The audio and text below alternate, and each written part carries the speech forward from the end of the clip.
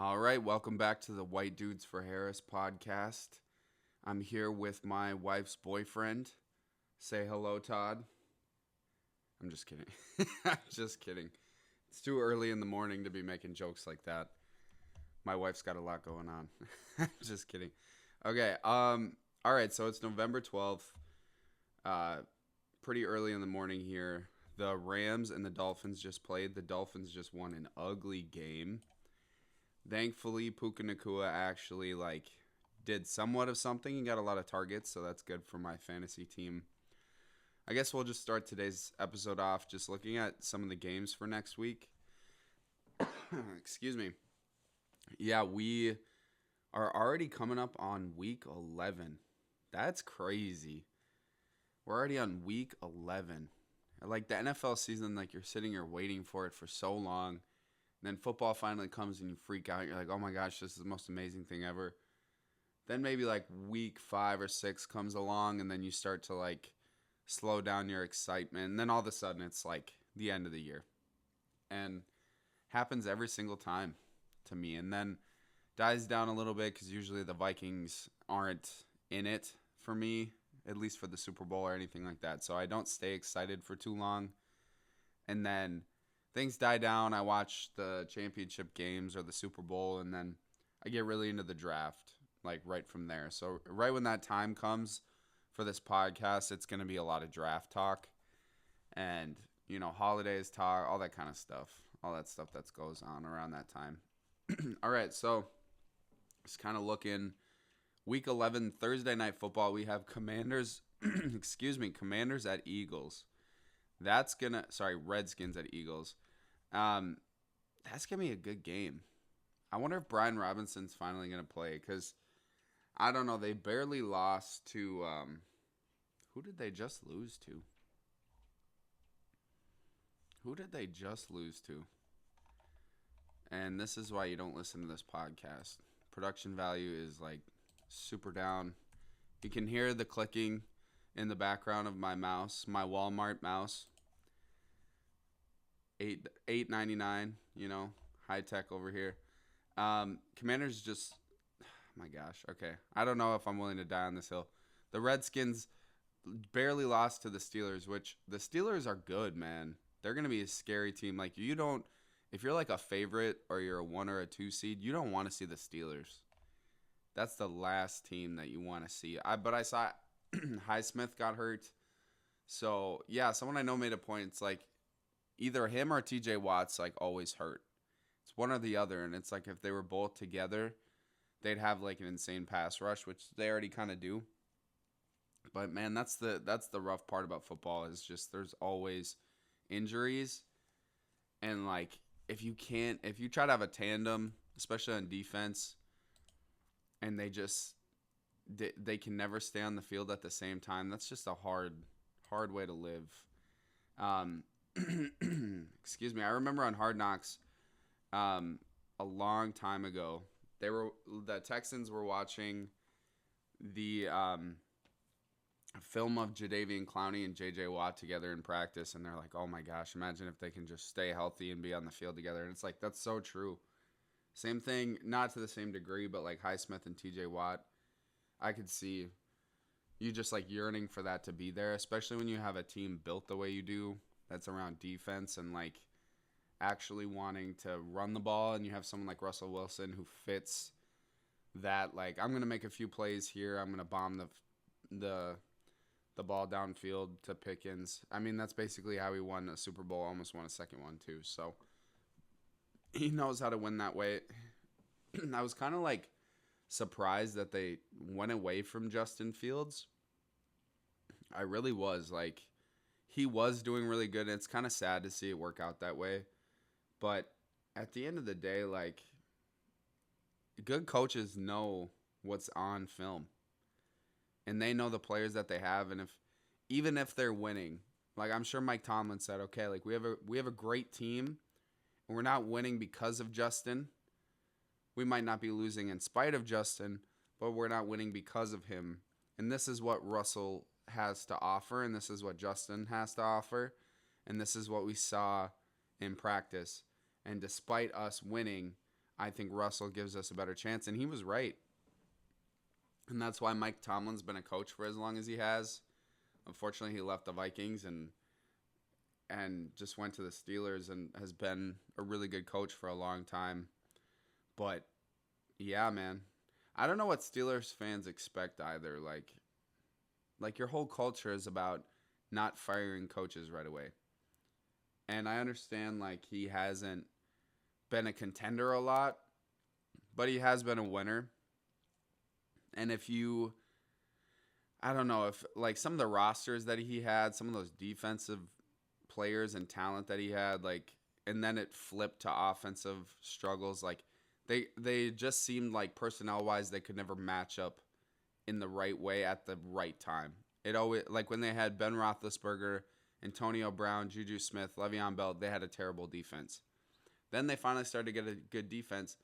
Then they didn't have receivers or running back. Then their offensive line started to struggle. And at that time, when they had all those offensive weapons, they had a great offensive line too. And you could just tell Tomlin was like so out of his element coaching a team like that, because it's like if you want to make a team where you are defensive oriented and you want to run the ball, and you have a team that is just stacked on offense, and you have the basically the best wide receiver in the league and a great running back too, but like he's a pass catcher too. I don't know, like that's interesting to see in Tomlin's growth journey and in his career, to see how like he handled that. Obviously they didn't do very well. They lost to Jacksonville, I think it was. But yeah, man, like yeah, I just think this is Tomlin's comfort zone, and I think this is where he wants to be, and that's a scary place to play against. You know, I wouldn't want to do it. But needless to say, yeah, Washington and Philly is going to be a good game. The Eagles are finally starting to get back on track. And not a super big fan of the Eagles, but you know, they're a scary team. They are a scary team, and I think their younger DBs are finally starting to get it. You know, you got Cooper DeJean, you got oh my gosh, his first name escapes me. Isn't it last name's Mitchell? He was like my top. Yeah, Kenyon Mitchell. Is it that? Oh my gosh, I'm so bad with names. But yeah, he was my top rated Quinion Mitchell. That's what it is. He's my top rated cornerback coming out of the draft. He's very just the dude's a dog. He's scrappy, he gets in your face. He's very technically sound. He's very agile. He can move. He can flip his hips well. So he's a good corner, and DeJean is a good corner too. He's not bad. I think I had a second round grade on him, but either way, like when you're having starting corners like the rookies, you don't have great talent in that corner room. Like if you're a Super Bowl contending team, which their roster says that they can be, and you're starting rookies at your corner spots, yeah. I mean, I know you have Slay. Do they still have Bradbury? Do they still have Bradbury? James Bradbury, where are you at, bro? Are you, not James Baldwin. We ain't talking poetry. James Bradbury, is he still on the Eagles? Oh yeah, he is. Wow. Okay, never mind. Maybe. Oh, he got hurt. Okay, that makes sense. I'm like, maybe they are that great, because if they're beating out Bradbury and you know competing for time with Slay, then maybe they are great. Bradbury's injured. That makes sense. Okay. Well, yeah. Hey, if the Eagles can get the right timing, then it's gonna be scary, because I know, was it 2 years ago? Yeah, 2 years ago they started off hot. I think they started off like 10-0 or 11-0, and they started kind of. I know they made the Super Bowl, but like you could tell that they weren't clicking the way they did at the beginning of the season, and that's just momentum and camaraderie and just the ability to click at the right time is such a hard thing to gauge, and you really want to be the team that's kind of ascending as you go into the playoffs. You don't want to be the team that like was peaking very early on and then you kind of die down. I don't know. I wonder why that happens. I don't know why that happens. Like maybe you're just not a great team to begin with, and you're just kind of relying on certain plays or kind of just like getting the edge up on somebody with like not trick plays, but very specific plays catered to the players that you have. And then once teams start to figure it out and shut it down, you don't really have an answer for it because you don't have the talent to like move around that and to pivot, which is probably what's it. That's probably what happens to teams, and that's what I'm afraid is like happening to the Vikings right now. But okay, either way, okay. So Commanders Eagles kind of moving like on Thursday night. That'll be good.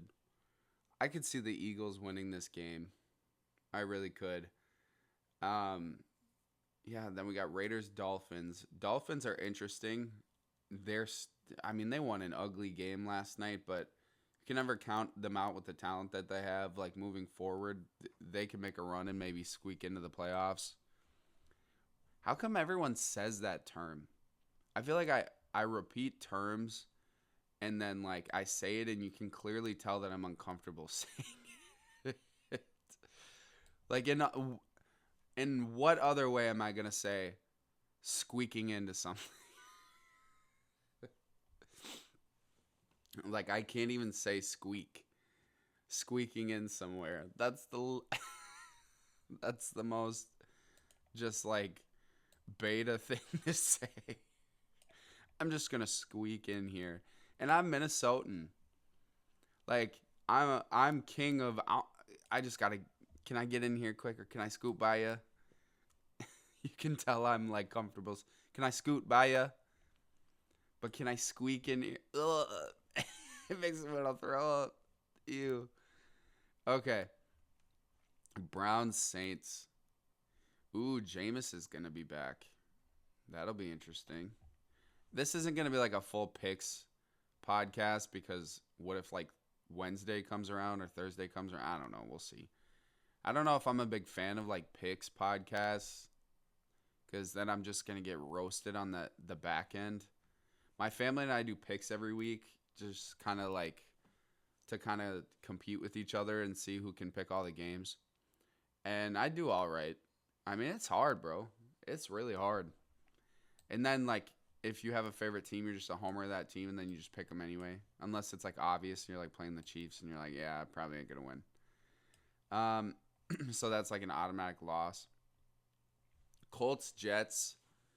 I know everyone's gonna probably trash that game, but that would actually be a fun game to watch. That's gonna be like a defense oriented game, and I think it's gonna be surprising. And both teams have like talented receiver groups, and yeah, I just like to see that. Vikings Titans.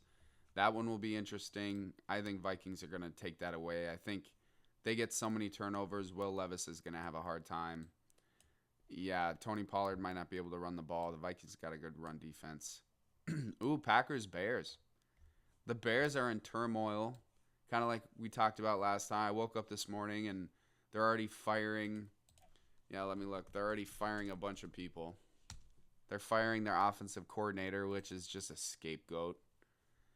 Yeah, Shane Waldron, which I'm pretty sure they got this year. Who has he coached for? Who has he been offensive coordinator for? That's what I want to know. Okay, he was the offensive coordinator for the Seahawks for the past 3 years. Prior to this, that's not like amazing, but it's not terrible either. To sit here, I don't know. Yeah, they're just scapegoating him. Eberflus is next, which sucks. It's so dumb. It's not even his fault. I feel like Caleb's like throwing a tantrum. And like you see all these videos of like, oh, get Caleb help. He's on the ground. His offensive line won't even help him up. Why do you think that is? Why do you think his offensive line won't help him out? Do you think that's the coach's fault? Do you think that DJ Moore is actually mad at the coach? No. Probably because some 22-year-old with painted nails is over there running around in the backfield trying to be Superman, and he can't.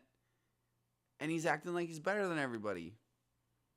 And if I'm an offensive lineman, I think, what was it, the other podcast we talked about like pockets, right? Like when the offensive line surrounds the quarterback, it's supposed to be a half circle or like a 75% of a circle. It's supposed to make a pocket. That's literally why they call it that. I mean, I know I'm sounding pretty obvious here, but when you scramble around or back up 10 steps, the angle turns into like a ice cream cone. And you know how hard it is to like block at that angle? It's impossible. So imagine you're like a 28-year-old man. You're like a husband, a father, like 2 or 3, or even 30. I don't know, 31. You're like a husband. You're a husband. You're a father of 3. You know, you are a professional. You come to work every day. You've proved yourself as like a person in this league. Then some 22-year-old kid comes in. You're doing like a solid job. Probably not a great job, but you're doing a solid job. But this 22-year-old zesty dude, I don't even like saying that, but he is, is like running around like he's about to throw a 100-yard pass every single play. And then every time he gets sacked because he's created terrible angles, he's getting mad at everybody and he's throwing a fit because he thinks like in his head like he's supposed to be Tom Brady or Peyton Manning. It's like, no, dude, you got to earn that. You got to earn the right to get that mad. Like Joe Burrow came in and he was known as like Joe Cool. We're about winning. It's simple. I'm not going to make a big deal about anything. You don't see him like slamming his helmet and throwing a fit. Kind of what we talked about yesterday. It's like Brian Daboll. Yo, Caleb Williams is the Brian Daboll of quarterbacks. They should be on a team together. Maybe if the Giants fire Daboll, maybe he can be the offensive coordinator. And then they can just cry together on the sideline. Yeah, I'm pro that. I'm an idiot. Okay. Why do I sound like Beavis and Butthead sometimes when I say stuff? I'm an idiot. Okay. All right, we got the Cat Bowl. We got Jaguars, Lions. That'll be interesting. Vikings played a really ugly game. We'll see if Trevor Lawrence comes back. Lions are like probably the best team in football right now, or at least the hottest team in football right now. They barely squeaked by. And yeah, man. Houston, there's something wrong in Houston. They need a little more time. Because I actually went to the Houston and Vikings game in person, and we just annihilated them. Like, it was nothing. Like, no one ever wants to talk about that. Like, they didn't do anything on us the whole time. So, and how often is Jared Goff going to throw, like, 4 or 5 interceptions? How often is that going to happen? Not very often. So, yeah, I don't know.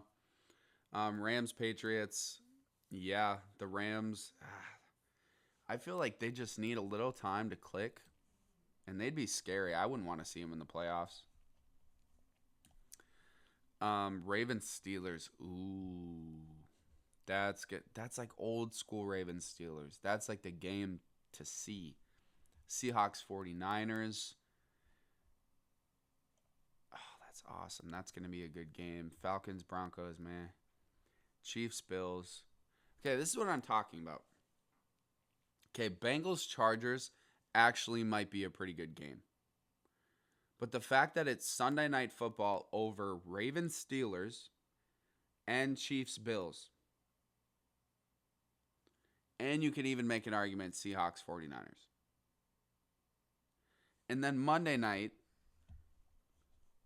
who is playing? Our good old friends, the Cowboys. Monday Night Football. We got to watch the Cowboys again, dude. I don't care, bro. I'm sick of watching the Cowboys on primetime games. Get good then. That's why everyone is mad when they're bad, because they have to watch them all the time. And then the Texans are coming off that ugly loss. Like, they're just going to go in and cook the Cowboys. And the Cowboys are at home. So they're definitely getting cooked. Yikes. Yeah, and then I'm pretty sure Dak is officially out for the year. I saw that. Yeah, he's having surgery on his hamstring. Yikes. Dak's already 31. I think he was a pretty old rookie when he came in. That's crazy, bro. Yeah, this team, like, it's not lining up. Like, this whole team is going to take, like, 2 to 3 years. And Dak's going to be 34, which isn't, like, crazy old. But, I don't know, man. I don't know. I don't know. He isn't crazy old, but I don't think it's going to line up well. How old is CeeDee Lamb?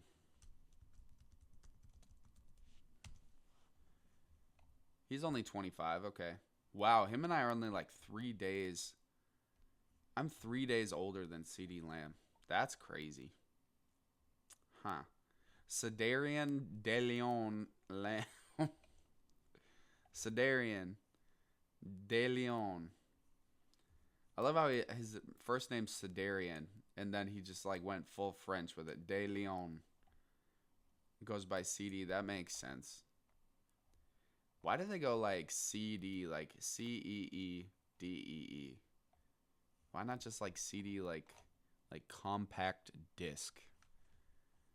I don't know. There's Tyreek's stupid self. Yo, JJ looks like a baby in his rookie photo. Okay, we're getting off topic. Okay. I've got attention problems. All right, week 11. Again, crazy that we're even close to week 11, but we are here. Okay. Yeah, I think I talked a little bit about Chiefs Bills last week. I guess Ravens Steelers. That's kind of the one that I want to talk about. So Ravens are 7-3, Steelers are 7-2. Ravens are coming off of a big win against the Bengals. We did talk about that a little bit. I forgot about that because it seems so far away. So it was Thursday night. The Steelers just beat the Commander. Yeah, dude, these are two hot teams in football right now. And it's a division rival. Dude, that's my Sunday night football game that I want to watch. And what time is it? It's at noon. Like, come on, bro.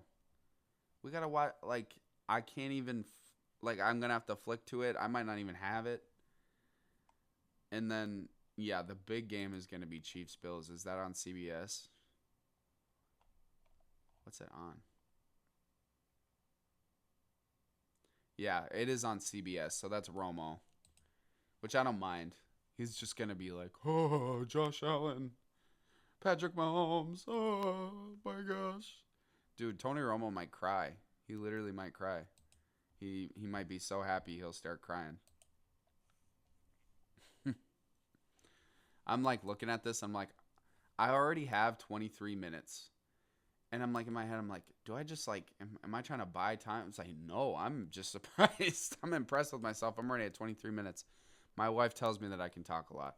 I'm just kidding. I just think that I talk a lot. So I think this whole podcast is just me being like a verbal processor and needing this in my life to just talk things out. I've got too many ideas and thoughts and opinions in my head. I just have to I'm sure a sense of community would be better. But you know what? I'm just going to talk to myself in my room. Maybe one day I can make some money off of it. I'm going to shut everybody out and just talk to myself. That's what I'm going to do. Okay. All right. I want to look at the Steelers. So I'm going to pull up the Steelers roster or lineup on PFF. I like kind of the way they lay things out. You can see like the whole lineup. If you don't have like PFF Plus. If you don't have PFF Plus, you're a loser. Just kidding. you can just kind of see like their whole like roster layout. Najee is playing a little better this year, and I'm like somewhat surprised, but not at the same time. I feel like I've been burned by Najee in fantasy too much, where I just don't like him, and I don't mind him like as obviously as like a person, even a player. Like I like that kind of player. Would he be like my starting running back? No, but also it's good they have Jalen Warren. It's kind of like a 1-2. So like I don't take PFF grades as the gospel. However, they do give you a little bit of like a sense of what's going on, especially like in the trenches. I feel like they're good at grading those. So like Ogunjobi isn't doing great, but okay, I don't know. Maybe this is an example where PFF is terrible because he's like the best run defender in the league, and he hasn't had a good grade since his rookie year. He hasn't even been in the past the yellow past his rookie year in grades. So that's a fail. I really liked Keanu Benton coming out of the draft. He kind of reminds me of like a poor man's Chris Jones with a little less like pass rushing, but he can stop the run. I'm surprised he's playing nose tackle. That PFS says I think Ogunjobi would be the best nose tackle. Then you got Cam Hayward. He's first in the league in grade. He's got a 90.1. He's a blue chip. And you have Highsmith, and you have Watt, and you got Patrick Queen, and you have Peyton Wilson, who is, if it weren't for his age, which he's already like halfway to 25, and his injury history, he probably would have been the top linebacker in the league. So, oh my gosh, they got the best front seven in the league. I don't even got to look at everybody else. No wonder they're cooking people. And then you got Dante Jackson, who's underrated. Doesn't get graded well, but he's really fast. He can match up with a fast guy. Joey Porter Jr., solid. Who else we got? Who's Deshaun Elliott? Okay. Solid. And then obviously you've got Minkah Fitzpatrick. And then, yeah, wow. No wonder. No wonder they're winning so many games. This defense is legit. I didn't realize they had all these people. At least that they were starting everybody. I didn't see what their lineup was. Their offensive line isn't playing terrible. It is in some ways, but it isn't in others. Zach Frazier, I really liked him coming out. I really like their draft other than their first round pick. I think their first round pick is going to be a big bust. He was like one of my most overrated players in the draft. And yeah, he was one of the most overrated players in the draft to me. Wide receivers, I'm glad they traded for Mike Williams. I feel like they need a little bit more of a veteran presence. I love George Pickens' game. He's kind of just an emotional wreck. He can't like control himself at all. But yeah, man, he's legit. He's not as good breaking in and out of routes that I remember him in college. I feel like maybe after that injury, that might have done it for him because the thing that impressed me the most was the breaking in and out of routes. He reminded me a lot of Calvin Ridley, but like he doesn't have that as much. Maybe it could be the translation to the NFL and it just doesn't look as good, but I mean, I knew he had 50-50 catchability and that was impressive as well, but like, oh my gosh, dude's an acrobat. Pat Freiermuth, I'd take him as a tight end. He's not terrible. He's not the worst one. I think the fact that they have Jalen Warren is, like I said, is definitely a good thing. He's definitely a good 1-2 punch. Makes it a good 1-2 punch for the Steelers. I think Jalen Warren would be my starter other than Najee Harris, but I get it. They want to wear teams down. They want to take shots down the field. They want to load the box, give it to Pickens. It's like pretty basic, good winning football. That's hard to beat. If done right, it's hard to beat. Then you got Darnell Washington, who I totally forgot about, who is probably the best run blocking, which he doesn't even have a good run blocking grade. That's crazy. One of the best run blocking grades, or one of the best run blockers in the league as a tight end already. The dude's a mammoth. and then he has some receiving ability. So if he can really like work that out, really learn how to be a receiver in the NFL, like he's gonna be scary. He's gonna be real scary. Okay, let's take a look at the Ravens. See where they're at. It's kind of PFF grade wise, and points scored their first, points allowed their last. That's points allowed. If you're in that top echelon of points scored, it's kind of hard to be good in points allowed a little bit because you're usually playing from ahead and you're kind of just playing prevent a lot. I don't know. So offensive line, pretty solid for the most part. They definitely have invested a lot into the offensive line. I mean, you got Filele playing guard. Dude's 6'8". Yeah, it's like you don't want to play these guys. These are some big dudes, and then you got Derrick Henry right behind him. Yikes! I didn't think Derrick Henry would be as good as he is this year. Not that I doubted his talent, but I just didn't think they'd run him a lot. And then you got Harbaugh even coming out like week 3 and being like, we didn't bring Derrick here to run him 30 times a game. But what happens when you need to win? Exactly. Like, I didn't expect him to run the ball this much. I thought he'd be more of like a complimentary piece. But Derrick Henry still got it at like an elite level. He ain't playing around. He's got a 91.3 grade. That's crazy. Then you got Lamar. It's like, dude, you don't want to see that read option. Mark Andrews is like hit or miss lately. One of my favorite tight ends. I really like Mark Andrews when he's healthy. Zay Flowers is playing really well. Bateman, I don't know how to feel about Bateman. He's a Golden Gopher. He's probably taken higher than he should have been. He was like, yeah, he's picked 27 round 1 in 2021. I don't know if he should have been taken that high. I think he was coming off an injury as well. Deontay Johnson is a really good pickup for them. Ooh, and he's playing the Steelers. Ooh.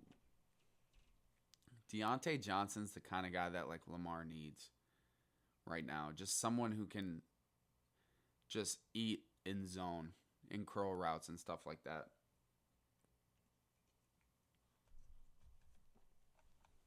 Okay. Defensive side of the ball, let's go. Travis Jones. I remember him coming out of the draft. I really liked him. It looks like he's coming into his own. PFF grade is kind of getting better as we go on. Again, PFF grades they are not the end-all, be-all. I could probably do a little more film study. Broderick Washington. And then we got Modibike. I wish my last name was Modibike. Nnamdi Madubuike. Okay. Yeah. Their defensive line isn't great. Or at least their line. But they got Van Noy, who's solid. Odafe Owe, who's solid. You lost Patrick Queen to the Steelers, which has got to be rough. You got Roquan Smith, so you probably don't mind. Trenton Simpson. I remember him coming out like he's a physical freak. I don't think he'll do much in the pass game, but he's definitely a run stopper. Marlon Humphreys himself, he kind of misses at times, but, he's a solid starting corner. You can't get mad at having him. Brandon Stevens doesn't seem to be playing well. Kyle Hamilton, I don't even want to talk about him because, Lewis seen. Marcus Williams looks like he's having a really bad year, but I've watched Marcus Williams play. The dude can play. Yeah. Seems like they're a little more talented on the back end. I think I might pick the Steelers because they're just like, I know overall the teams match up pretty well. It's going to be a really good game, but I just think it's going to be hard for the Ravens defense to stop the Steelers. And I'm not saying Najee's great. It's not like they're going to score 30 points a game, but they're going to do what they need to do in the run game. I think it's going to be hard for them to stop them, but we'll see.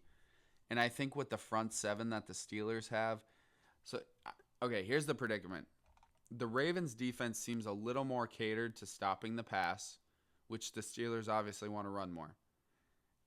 Also, the Steelers' defense seems a little more catered to stopping the pass with the pass rush, which is little less catered to, the Ravens. Like, they do pass, but obviously they're more of a running team.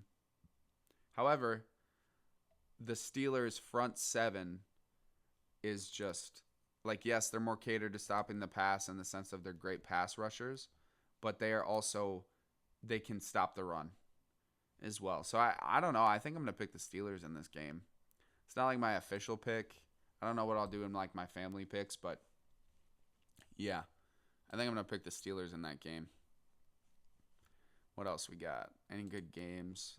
I already talked about the Chiefs and the Bills quite a bit. I guess we could talk about the Packers and the Bears too. Let's talk about them. That one's interesting. That one's always like a big rivalry. The Packers are coming off a bye week. They are 11th in points scored, 10th in points allowed. Xavier McKinney is going off. Dude's got like a pick for every game, which I like McKinney. Obviously, I don't like the Packers. Evan Williams, wow. Rookie. He's fourth in PFF grade. Interesting. Yeah, Jair Alexander is probably, if I could never be friends with this guy.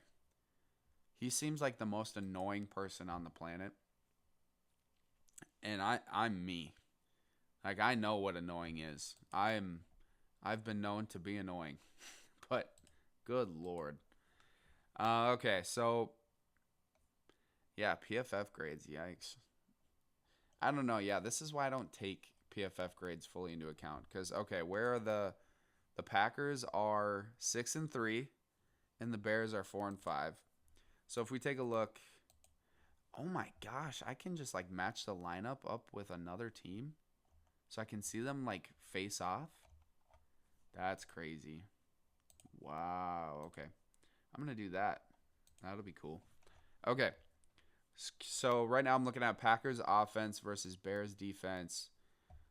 So obviously the grades aren't great on the Packers offensive line. Elgton Jenkins is not the guy that I remember him to be. Their center and their left tackle are struggling. Jordan Morgan, I remember him coming out. They're playing him at guard? I can't remember if I would think that was a good idea. I don't remember scouting him a ton. Zach Tom is doing really well for them, which I ain't going to lie. I totally thought Zach Tom was white. I would have never guessed a black guy was named Zach Tom, but, I'm white. My name's Terrell. Who would have thought? Okay. Jordan Love, the PFF grade to me is whack. Unfortunately, he is like scary good. This guy's really good. Yeah, man. He's exactly what I hoped he wouldn't be. But of course, the Packers are going to have another legit quarterback for a long time. Jaden Reed, I like him a lot. He seems like they're kind of do-it-all kind of guy. Christian Watson's just been unfortunate. So, yeah. Yeah. I mean, I really liked him coming out. He, 6'5", 4'2", 4'3" speed, deep threat kind of guy. But injuries did seem like they could be a problem coming out. Tucker Kraft is just solid, even though his PFF grade isn't great. Dobbs, he's kind of just like a 50-50 red zone kind of guy, which is good for them. They like those back shoulder throws. We got Josh Jacobs as well. He can really just do it all. You just give him the ball a bunch. He hasn't produced like Aaron Jones has, and I think Packers fans might be a little disappointed because Aaron Jones just could do everything, but he wasn't always healthy. I don't know. They're just different running backs, so depending on who you are, you might have had different expectations. All right, and then looking at the Bears defense, we got DeMarcus Walker, who seems like he's playing decent. And then we got Dexter Sr., who I really like coming out of the draft. He's kind of like a tweener. Like his build isn't necessarily like a defensive tackle, but he could be a really good pass rusher. Looks like they got Zach Pickens. I don't know much about him. Montez Sweat isn't seemingly playing well for them, but dude's a freak. Definitely wouldn't want to play against him. Luckily for the Packers, Zach Tom, unless they move Sweat around, it's usually probably going to be Zach Tom and Sweat a good amount. Obviously, they have their two linebackers. Two out of three of them are paid high money. Their secondary is typically pretty good. You got Kevin Byard, obviously solid player, always good. I think Jaquan Brisker's been hurt, but I really liked him coming out. Jalen Johnson, I had really high. I had him as a first-round pick the year he came out, and I actually had him going to the Vikings. I was hoping they would take him because that was the year we really lost everybody in 2020, and Zimmer was kind of going down the tank, but it looks like he kind of went in the middle of the second round, which I would have even took him in the first round. I'm kind of being proven to be right, is what I want to say. Tyreek Stevenson, I liked him coming out. He probably got taken in around the right place, maybe a little early. But, dude, after what happened in that, was it Cardinals game? My memory's terrible. I need to start doing some, like, word puzzles or something. Good Lord. I don't remember anything. Okay, Chicago Bears.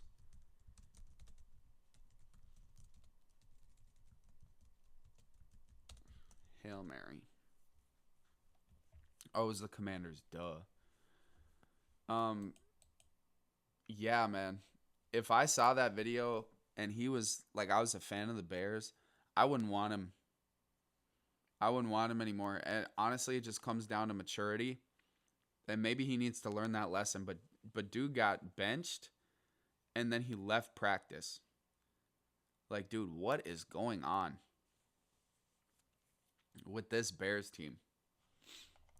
And speaking on what's going on with the Bears team, DJ Moore. DJ Moore is definitely an interesting guy. I don't know what his deal is. However, I don't think it's the coach. I know we talked a lot about the Bears last week, so I won't be super long on the Bears yesterday. Yeah, I won't be super long on the Bears because I spent a lot of time talking about them past few episodes. So, DJ Moore, who ironically is probably performing the best out of all the wide receivers, but he seems very angry. I think he spent a lot of time in Carolina, which they did not win. And then now he's in Chicago, where they're definitely not, like, they're winning more, but they're probably not winning the way he wants to. And I think he's mad at Caleb Williams, and I just think he's mad about everything. Yeah, I think he's just mad about everything because I think he probably knew that Justin Fields wasn't the main problem. I think he thinks the main problem is the offensive line and the talent and maybe a little bit of offensive coaching. But I can't fully blame that. To me, that's just so silly to fully blame that. Like, anyway, I ranted about that last time. I won't fully go on about that. Obviously, they have a super talented wide receiver group. The Packers secondary in the corner room seems to be struggling a little bit. DeAndre Swift hasn't been able. He's been hit or miss, but the Packers, I believe, don't have that great of a run defense. So I think, yeah, this matchup is just ugly. It's just really ugly. Their safeties are playing really well. But, yeah, I don't even know. I think I'm just going to pick the Packers. I don't even want to talk about this matchup. This is just ugly on both sides. Like, yeah, it's really going to come down to offense. Actually, no. It's going to come down to the Bears offense versus the Packers defense and who can actually step up. Which, if the Packers safeties, like their history lately, if that says anything, it's might be them. Caleb might throw a few picks. I know grade-wise they aren't doing great, but Lucas Van Ness is a freak. And Rashawn Gary is also a freak. Quay Walker is also a freak. Even Edgerrin Cooper is kind of a freak. I remember him coming out. I didn't even know the Packers had him. That's kind of annoying. I don't think Caleb's going to be able to run around the way he used to. Kenny Clark, man, his grade is way down. I was like, who's Clark? This guy used to be the man. Maybe they're just playing him out of position because he's still only 29, and I don't remember him being injured a lot. So I don't know what's going on with him. I think maybe he might be more of a 3-4 kind of player, and it looks like he's playing 4-3 defensive tackle. So I don't know. We'll see, but yeah, I'll probably end up going Packers, which I don't think is a hot take because it's usually the Packers who win. It just might be the icing on the cake. They might fire Eberflus after this, but it's like I don't think these problems are gonna get fixed. You know? Did Ryan Poles pick Eberflus, or were they hired together? That's what I want to know. Ryan Poles, who the Vikings passed up on because he wanted to tear everything down and they didn't want to do that. Yeah, let's see here. Okay, Ryan Poles was hired. What year? Ryan Poles became the general manager of the Chicago Bears in 2022. Okay. Oh, yeah. I think Eberflus was hired then, too, because I remember them going from one group of Ryan and Matt to another Ryan and Matt, which is the most Bears thing to do. That's hilarious. Yeah, Eberflus, too. How are you going to fire Eberflus and not think about firing Poles? Because actually, I don't know. I don't think you should fire either of them, honestly, but I don't know, man. I think Poles needs to realize that he just needs better offensive line. Because, okay, you got Tevin Jenkins, who they almost gave up on. They literally almost traded him, and he's their best offensive lineman. Got Matt Pryor, who probably shouldn't be starting. You got Ryan Bates, who is probably more of like a backup, like swing guard. We got Coleman Shelton, who isn't playing terrible. He seems like if he was the worst guy on your offensive line, then you can't be very mad. But he's like your second best.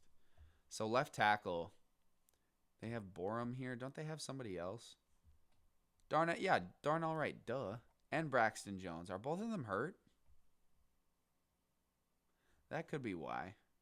Okay. That makes a little more sense. Let's see. Darnell, yeah, because I really like Darnell Wright coming out. Okay, yeah, Wright was hurt. And then we got Braxton Jones.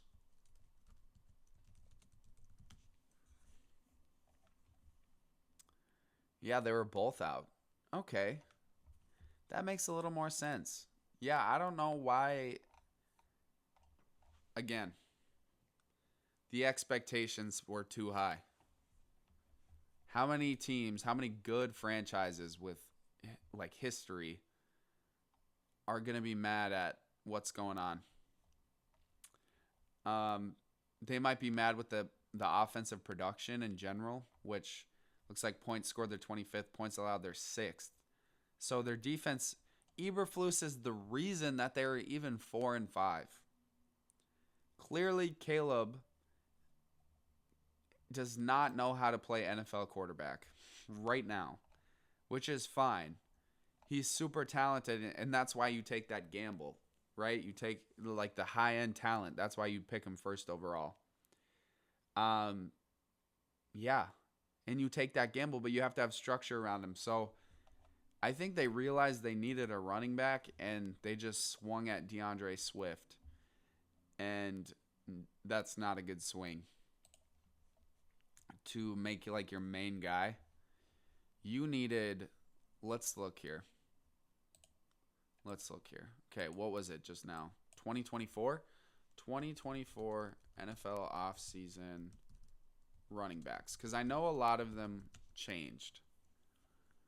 Now let's think about realistically, would these players go to these teams? Saquon Barkley, is he going to the Bears? Maybe. Because his big thing was like financial security. If the Eagles weren't involved, I think the Bears had a chance. But I won't knock them for that.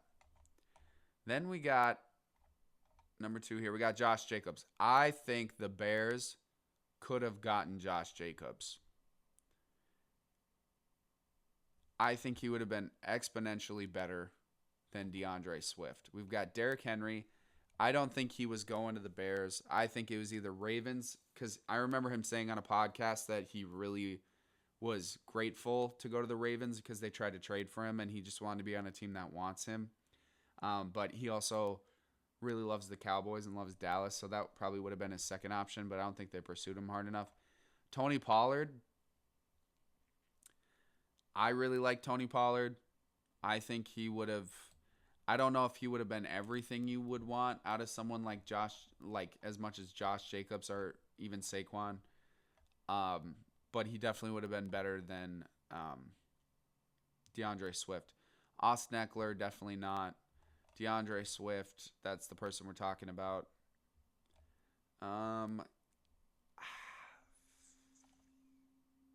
Call me crazy. I don't know. Zach Moss. I don't know. I really like Zach Moss. I think he would have done well. I think he would have probably even done better. Or if you paired the two, that probably would have been really good. Yeah, so I'm going to sit here and say they could have got 1 to 1.5. They could have got Josh Jacobs instead. Josh Jacobs would have been perfect for their situation. Would have he produced the way he is now, like he is with the Packers? Probably not, but he definitely would have been better for Caleb. Probably would have slowed the game down a little bit. Probably would have made it a little more boring for him, which is probably a good thing. Teach him how to play football the right way. I think the worst possible thing you could have done for Caleb is get him all the shiny toys, because then he thinks, okay, now it's my turn to like take over the NFL and run around and do crazy sidearm throws and launch at 60 yards. And it's like, dude, the NFL is so much harder than college. So much harder, especially at the quarterback position. So you just really set him up for the worst possible success. And I don't think you can blame the offensive coordinator. I don't even think you can fully blame Eberflus, because if you look like... I'll put a little blame on Eberflus. Here's why. If I were Eberflus, and this is, okay, I don't know what's going on with Roschon Johnson, but when I saw him come out of college, the dude had the biggest burst, from like the most explosive, aggressive burst from like 3 to 7 yards I've ever seen. So I don't know what's going on with him. But if he is even who he was supposed to be, I would focus on running that on first and second down. And I would focus on DeAndre Swift is the best in the open field. I would focus on screen passes. I would focus on wheel routes. And I would just literally tell Caleb, I would say, your running back is always going to be your first read. We are going to run the ball on first and second down. And I'm not saying this is successful way to win the Super Bowl. I'm saying to start someone's career and kind of build from the inside out. We're going to run the ball with Roschon Johnson on first and second down. We are probably going to get anywhere from 3rd and 7 to 3rd and 3, maybe even shorter than that. We're going to put DeAndre Swift out there on wheel routes, on it could even be a crossing route. You put him in the slot. It can be a screen pass. And Caleb, he's going to be your first read every single time, at least for a couple games to get him comfortable. He's going to be your first read every time. And from there, then look at Keenan Allen, who's probably in a soft part of the zone in the middle of the field, like he usually is. Then you're going to focus on bombing it to DJ Moore and Rome Odunze. And on those third down situations, then you can run around and be yourself. But we're going to make sure who you are is in a little bit of a contained environment. Or you can even focus on screen passes to DJ Moore, which he used to do all the time. But I think he's kind of sort of in the way that A.J. Brown evolved. He's kind of getting away from, like, A.J. Brown used to be a big slant guy. He was really big after the catch, but now as he's matured as a receiver, it's more down the field, 50-50 balls. I think DJ Moore is just an athletic freak, and I think he's a little bit more there as well. So that's where I'll put a little bit of blame on Eberflus on the offensive side of the ball. However, I'm going to put a lot of this on Ryan Poles and the talent that they have. Again, this is nitpicky because being 4-5 to me isn't bad, especially in a really strong NFC North. Like, I'm not mad. Like, let me look at the Chicago Bears schedule.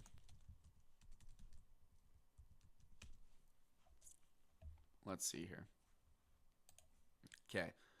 So, Jesus, is this going back all the way to last year? Jeez. Oh, yeah. Jeez, okay. Let's see here. What was their first game? Okay, first game of the year. Bears beat the Titans 24-17. Titans not a great team. Solid win. We'll take it. First game as a rookie, Caleb, young team. Texans lost 13-19. You can't blame Eberflus. Bears Colts 16-21. Maybe you blame Eberflus a little bit. You held the Rams to 18 points. They probably didn't have Puka or Cooper Kupp, but still, you won that game. Panthers, you cooked them 36-10. Great. Cooked the Jags 35-16. Great. Beating bad teams. Then you barely lose to the Commanders.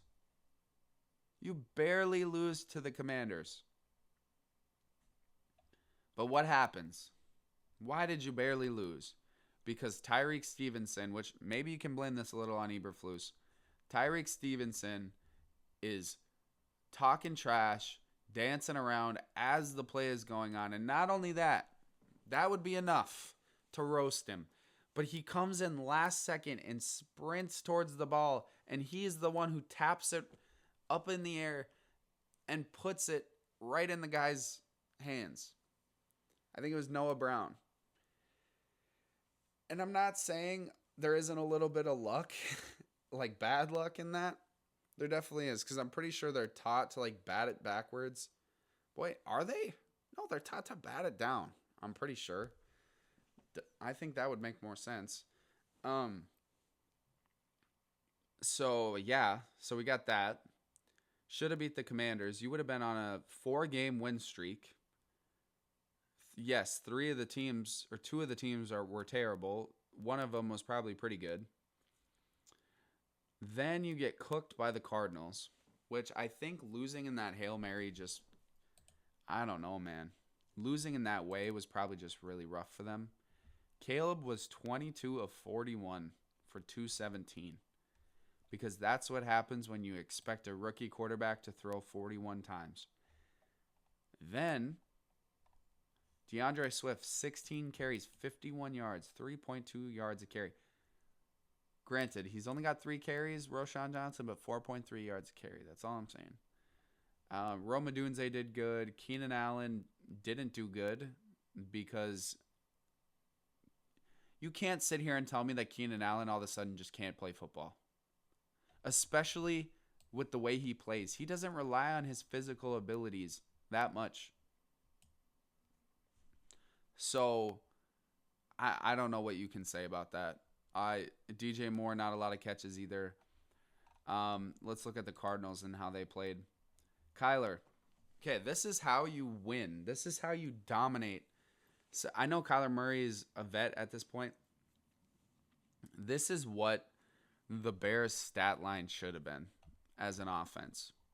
Okay, we got Kyler Murray, 13 of 20 for 154 yards. Granted, they scored 29 points.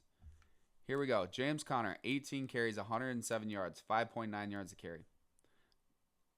Amari DeMarcado, 4 carries, 59 yards, 14.8 yards a carry, and a touchdown, so he had a big play.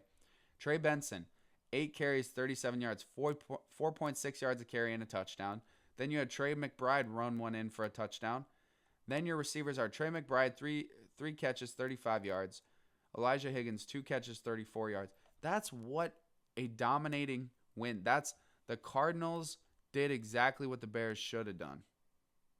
That's how you win with a rookie quarterback. So you got beat up that way. Then you look, wow, this whole podcast is just turning into making fun of the Bears. But that's kind of what's going on in the NFL right now. I ain't going to lie. Why would I lie about that? I don't know. Okay, Drake May. Okay, now let's go with the Bears. Okay, a little better. Not exactly what we want, but okay, we got Caleb Williams, 16 for 30 for 120 yards. Why? Because you're expecting Caleb to be Mahomes.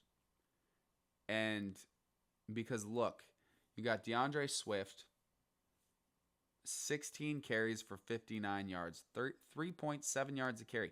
DeAndre doesn't have vision. He's just super talented. He lacks vision. Caleb's 2 rushes, 15 yards. Roshan's got 1 rush. Granted, it was -4 yards, but it's like that's just one bad play. You only get 1 carry in the game. I don't know if he got hurt or not, but yeah, it's just ugly. Keenan Allen, 5 catches, 44 yards. Keenan Allen should be your guy. He should almost be like your tight end in the sense of like he's 5 yards away in the middle of the field. He finds the soft zone.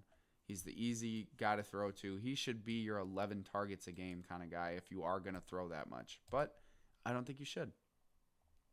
Okay. Even in a harsh game, even in a hard game, Drake May, 15 for 25, 184, 1 touchdown, 1 interception. That's what a little bit more of what a rookie stat line should look like.